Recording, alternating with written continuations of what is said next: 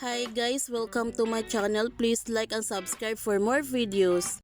Nakita ni Tasha ang kwintas ni Diana na kaparehong-kapareho kay Napoy at ngayon malinaw na para sa kanya na may nakaraan nga silang dalawa.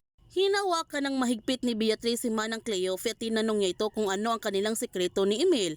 Nagalit naman si Emil sa pananakit na ginagawa ni Beatrice sa kanyang ina kaya tinulak niya ito at sabay sabi na bitawan niya ang kanyang ina. Ang galit na sabi ni Beatrice na wala siyang karapatan na hawakan siya at wala siyang karapatan na umapak sa royal estate.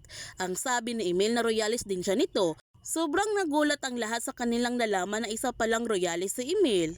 Gayunpaman, ipinalam ni Napoy kay Otlep ang kanilang pag-uusap ni Diana na aalis sila nito ni Archie at ngayon na mismo. Ang sabi ni Otep kung bakit naman siya nagdesisyon ng bigla timing naman sa paghahuli ni Andrew, hindi kaya magkasabot silang dalawa sa nangyari kay Gustavo.